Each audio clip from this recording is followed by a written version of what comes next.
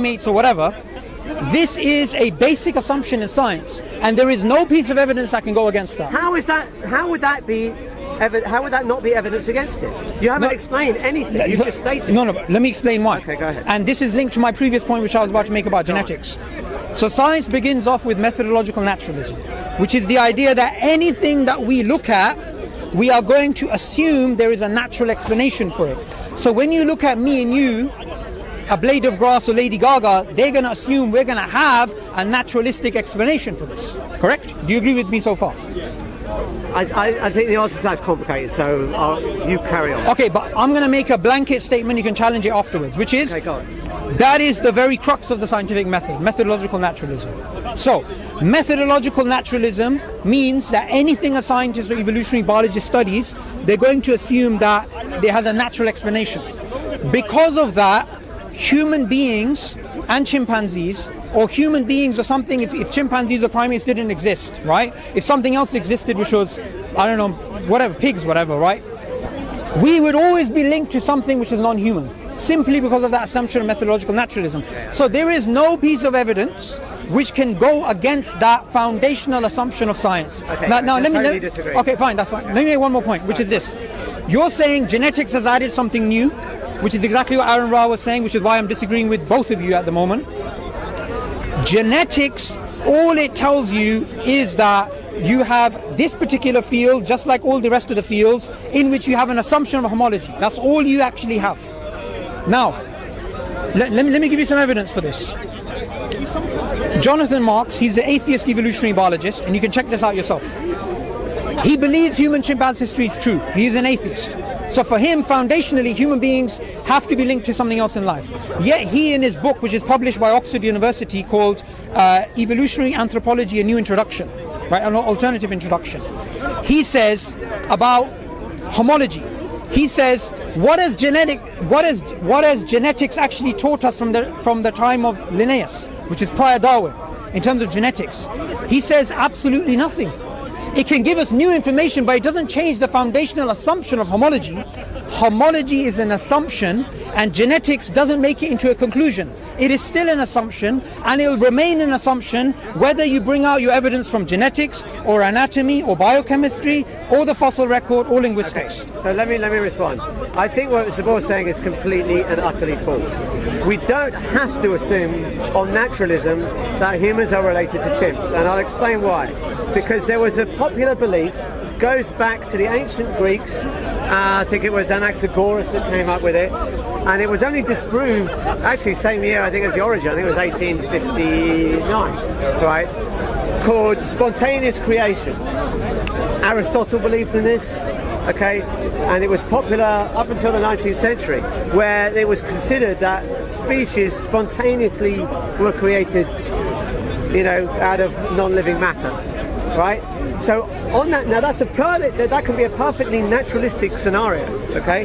You don't have to believe in God to believe in separate creation. You could have a naturalistic separate creation for all the different species, okay? So there's nothing at all about naturalism that forces you into a conclusion that humans and chimps have to be related. They don't have to be related. Now, let me finish. Sure.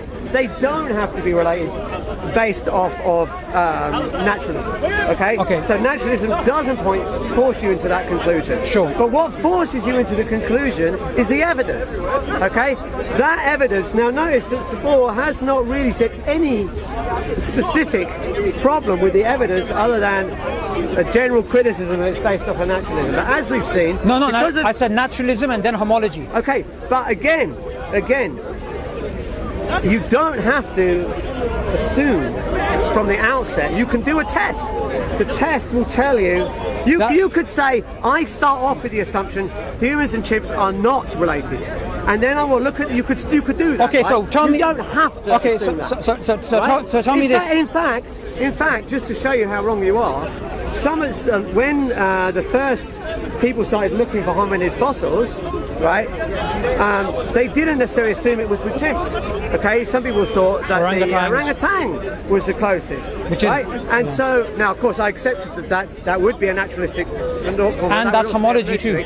But my point is, the evidence can check whatever your assumption you start with, right?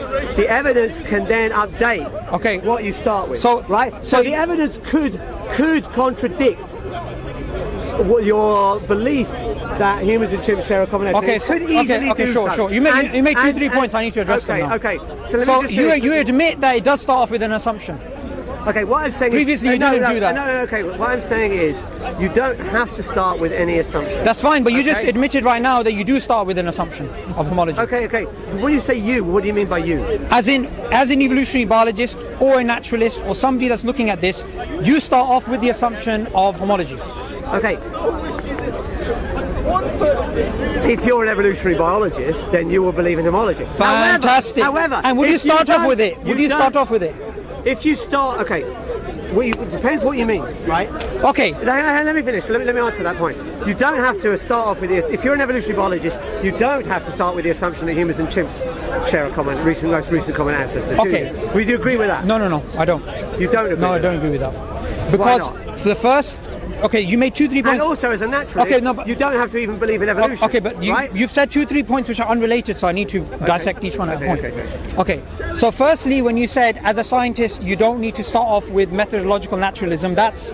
Okay. No, I didn't say that. What I said was, if you believe in naturalism, you don't have to believe in evolution. You could believe in spontaneous creation. That's not a point I made, though. That's a red herring. It is, because what you said was that if you're a naturalist, if you start with methodological naturalism, you have to believe that we have some kind of common ancestry with other animals. That's what you said, and that statement is false. Because you're making a few points, I'm there to take notes. That's fine. Sorry. Yeah, go on. Okay, so my point was, you said that as long as you're a naturalist, you have to believe that we share common ancestry with other animals. That you have to believe that. Yeah. Right? And that's false. You have to believe in some naturalistic beginning of a human being, right? Yeah, but it doesn't have to be with common ancestry with other apes, does it? Yeah, but it doesn't have to have common ancestry with chimps. So yeah, you don't have to have any of that. But that's the most popular view. Because the evidence has directed us that way. It wasn't always the most popular view. Okay, so two points here. So, what would you say about somebody who says that all you need is all you need in terms of evidence. All you need in terms of a beginning is just the first sort of spark, the first sort of luck, and from that you can explain a purely naturalistic story of all human beings basically having a common ancestor. Right? What do you think of that idea? Well, you'd need to each idea needs to be backed up with evidence. Sure. Right? Okay, now. And in terms of human-chimp common ancestry, we have overwhelming evidence for that. We have multiple independent lines of evidence. And that's all based on the assumption of homology. That's the point I'm making. No, that's the whole point. You say it's based off the assumption of homology, and that is just completely and utterly false. Okay. Right? Now, that's not to say that people don't have assumptions of homology, but the evidence, the tests, they are not based off an assumption of homology. They are independent of what you start off with your assumptions. You could assume, if you went into that lab and assumed that human and chimps were not sharing common ancestors. Can I have your glasses for a second? Can you have my what? Glasses. I'm going to demonstrate a point. Okay. Okay. Do you mind if I wear them? Yeah. Okay. So let me just wear your glasses for a second. I want you to tell me something, right? Yeah. So I'm wearing your glasses right now. Yeah. Since I'm wearing your glasses, am I affected by the lens? Yeah, I would have thought so. And wherever I go, is this lens going to be all-encompassing in terms of what I see? That's what it was. Well, it depends what you mean by see. If you mean visually, because people use seeing as perception, right? Yeah. It just in terms of what you see. But hearing is perception. You know, there's a touch is perception. So in terms of your visual outlook, of course, it's going through the lens. Yes, of course. Okay, fine. Yes. Good. Now, as a scientist, the point which I'm making is, whatever field you look at, whether you are a biochemist, a geneticist, an anatomist, linguist, evolutionary psychologist, you have the assumption of methodological naturalism and the assumption of homology. And that assumption is not something you can put aside and look at the evidence independently, because that's not the way that science works. That's the point I was making. Okay, can I respond? Right. Okay, so the whole point is you can test your assumptions, right? You can collect data and see if your assumptions are correct or incorrect.